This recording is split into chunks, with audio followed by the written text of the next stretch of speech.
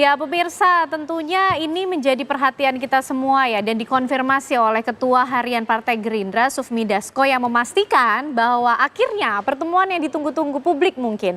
Ini Presiden Prabowo Subianto bertemu dengan Ketum PDIP Megawati Soekarno Putri pada hari Senin malam. Ini tentunya pertemuan yang spesial. Kita akan membahas pertemuan itu tentunya bersama dengan sejumlah narasumber yang malam hari ini sudah hadir bersama kami di Apa Kabar Indonesia Malam. Tentunya dari PDIP ada Bang Ruhut Sitompul. Bang Ruhut, apa kabar? Sehat? Selamat malam. Baik, sehat ya Bang malam. Ya. Terima kasih sudah hadir malam hari ini. Iya. Dan juga akan bergabung bersama kita ada Bang Hendarsam Marantoko dari Gerindra. Kita coba undang Bang Hendarsam untuk bergabung juga. Bang Hendarsam, selamat malam. Assalamualaikum. Minal aidin wal faizin. Minal aidin wal faizin Bang, mohon maaf lahir batin.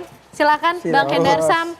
Juga duduk sebelahan karena lagi mesra-mesranya nih keduanya, dan juga bergabung bersama kita ada Prof. Lili Romli, pakar politik dari Universitas Nasional. Prof. Lili, silakan Prof. Lili juga ikut bergabung bersama kita untuk membahas pertemuan yang spesial. Sehat ya Prof ya?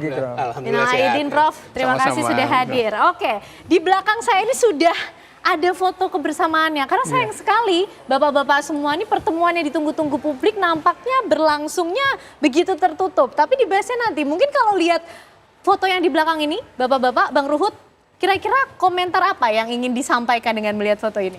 Iya, yang saya bisa katakan pertemuan fotonya foto yang sangat baik. Foto yang sangat baik. Sangat baik sekali, karena kita tahu di dalam suasana yang baik ini kita ngertilah ada juga mungkin kepingin tidak mesra antara Ibu Mega dan Pak Prabowo. Padahal jujur saja kami sebagai kader PDI Perjuangan, Ibu tetap ya kalau di Lenteng Agung pertemuan, kader-kaderku ingat loh, kita harus mendukung pemerintahan Bapak Prabowo. Jadi kami seperti kami tegak lurus kepada Ibu Mega, ya kami juga tegak lurus kepada Pak Prabowo, karena ini udah amanat Ibu Mega. Mendukung tapi tetap di luar pemerintahan, begitu posisinya Bang? Itu kemarin Dasko juga belum bisa kasih komentar, karena Dasko kebetulan kemarin mendampingi, tapi mereka menunggu di pavilion ya, di luar. Banyak Ibu ngomong empat mata, ya empat mata, kita nggak tahu apa yang dibicarakan. Tapi percayalah, Ibu itu seorang negarawan, apalagi jujur saja dengan silaturahmi, ya, silaturahim ini dalam suasana Lebaran, saya rasa ini indah sekali. Saya nggak setuju kalau dikatakan Indonesia dalam keadaan tidak baik-baik saja. Dunia yang dalam keadaan tidak baik-baik saja. Apalagi ulah seperti Donald Trump yang sudah menaiki pajak demikian tinggi. Jadi saya rasa kedatangan Pak Prabowo, beliau sebagai presiden, kita mesti acung jempol. Kita berterima kasih. Memang inilah suasana. Apalagi ini memang bersahabat. Jadi sebenarnya selama ini tidak ada masalah. Enggak ada masalah. Tapi sampai hari itu terjadi, pertemuan penantiannya cukup lama soalnya Bang Ruhut. Oh iya, saya udah berapa kali sama pengamat saya. Kalau kita ingat bersama ya, momentumnya cukup beberapa kali. Menghitung hari pada waktu itu kan. Tapi kenapa? Tapi akhirnya ya kita terima kasih kepada Yang Maha Kuasa Tuhan. Akhirnya bisa ketemu, walaupun ya kita lihat ya, itu Pak Dasko saya bangga. Sangat arif dan bijaksana menjawabnya. Namanya wartawan lah, wartawan sahabat-sahabat saya. Pak Dasko, kenapa ketemunya nggak di tempat yang netral?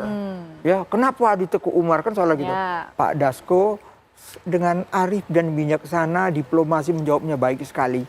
Ya ini kan suasana Lebaran ya. Jadi saya rasa udahlah. Yang penting kita harus bersama-sama.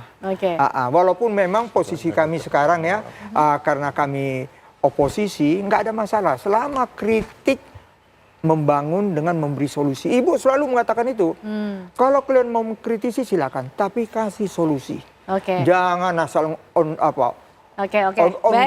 doang. Jangan asal omong doang. Itu komentar dari Bang Ruhut. Bang Hendarsam, kalau mengomentari foto di belakang gimana?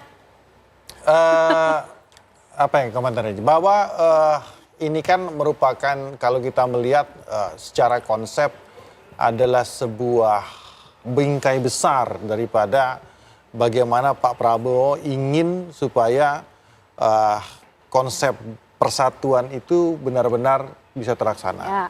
Nah, bahwa Pak Prabowo sudah datang ke rumah Pak SBY, sudah menyambangi juga ke Pak Jokowi. Nah, kepingan puzzle yang belum ada itu dengan Bu Mega. Jadi sebenarnya itu kan bukan merupakan hal yang luar biasa dari sudut pandang kita selaku kader, karena beliau itu memang orang yang tidak pernah lelah untuk mempersatukan bangsa ini, ya kan, terutama di jajaran elit, dan itu kita harapkan akan menular ke bawah, kan itu yang paling penting kan. Dan oleh karena ini kita alhamdulillah dengan tiga mantan presiden ya yang sudah beliau temui, ya kan, tentunya terlepas daripada nanti ada perbedaan ide, gagasan dan lain sebagainya, itu hal yang berbeda, tapi bahwa ini bisa menjadi suatu kesejukan yang menular kepada masyarakat, bahwa ternyata pemimpin-pemimpin kita ini ada di satu titik ada perbedaan, tapi di titik yang lain ternyata kita memang harus bersatu. Di titik apa itu Bang, bersatunya? Di titik itu kan, contoh gini, di situasi global saat ini, ya kan, tentunya seluruh elemen bangsa itu harus bersatu. Karena ancamannya dari luar, bukan dari dalam. Nah, ketika ada ancaman dari luar, bukan ancaman ya, ada tantangan dari luar, ya kan, termasuk kebijakan dan lain sebagainya, hanya orang-orang yang mempunyai sifat nasionalisme dan orang-orang yang mempunyai karakter negarawan yang mau untuk sama-sama bersatu.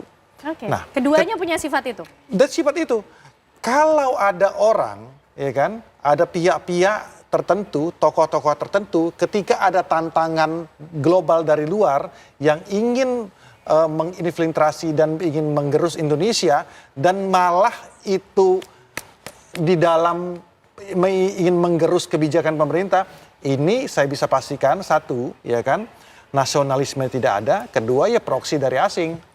Nah, ini yang tidak diinginkan. Oleh karena itu, saya salut terhadap Bu Mega. Terlepas dari segala pandangan, beliau melihat bahwa wah, ini Indonesia akan menghadapi tantangan dari luar, dan oleh karena itu, Mas Bowo, kita ketemu. Seperti itu. Jadi ini di titik nasionalisme, ya, bertemulah Bu Mega dan Pak atas Prabowo. dasar alasan nasionalisme. Prof. Lili, kalau melihatnya ini yang sowan Pak Prabowo loh, presiden yang sowan langsung ke Ketua Umum PDIP. Bagaimana kita memaknai hal itu? Iya, memaknainya memang pertama yang butuh itu kan, sekira pemerintah Pak Prabowo. Kan yang selalu dengung-dengungkan bahwa perlu ada persatuan dan kesatuan, perlu kerjasama semuanya.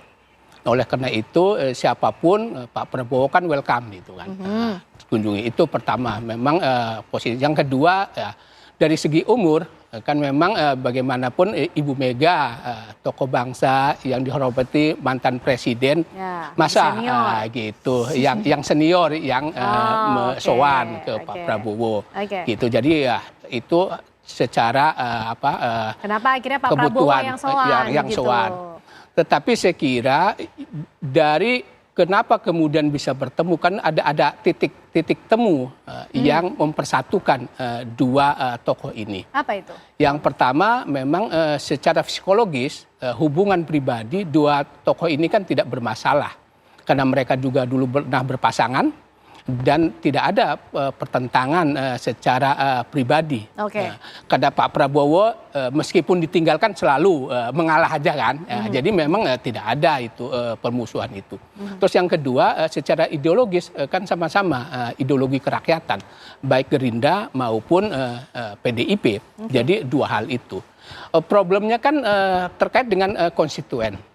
Ya, apakah para pendukung PDIP itu mau menerima langkah-langkah yang akan diambil oleh PDIP? Langkah seperti apa, Prof? Kemungkinan ada tiga, saya bilang. Ada tiga bentuk langkah yang akan dilakukan.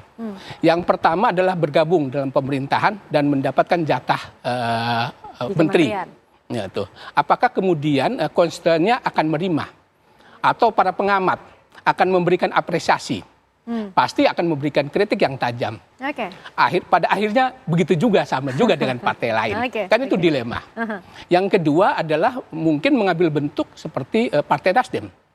Dia bergabung tanpa mengambil jatah pemerintahan. Nah, dia tetap menunggu. Nah, yang ketiga adalah dia tetap di luar, tetapi memberikan dukungan. Semacam pseudo oposisi lah. Semi oposisi. Yang disebut kalau PDI mitra strategis. Mitra strategis. Nah, saya melihatnya sebagai bentuk kompromi di antara yang pro dan kontra, baik di PDIP maupun di pendukungnya, kalangan pendukung adalah yang bentuk yang ketiga ini. Karena kalau PDIP bergabung, baik model yang pertama maupun model kedua, pasti akan timbul kecaman-kecaman dari tubuh PDIP sendiri. Dari tubuh PDIP dan para loyalis dan pendukungnya, simpatisan. Karena akan memberikan kecaman, ternyata semua partai nggak ada bedanya. Pada akhirnya bergabung juga begitu. Iya, malu-malu tapi mau. Seperti itu pasti. Oleh karena itu untuk menjaga dilematis itu, tetap hubungan baik dengan Ibu Mega, dengan Pak Prabowo, tetapi PDIP akan membackup. Contohnya kan sudah dua bentuk itu, Undang-Undang TNI dan Undang-Undang Minerba. Tanpa ada kritik yang tajam kan. Artinya ya nggak usah bergabung lah, yang penting aman-nyaman. Gitu gimana Bang? Nah, kira-kira dari foto dan pertemuan ini langkah mana yang menjadi jawaban? Apakah betul malu-malu tapi mau? Nah, itu mungkin yang bisa dijawab oleh masing-masing perwakilan dari pertemuan yang sudah terjadi ini. Tapi usai jeda pemirsa, kami hadirkan jawabannya untuk Anda.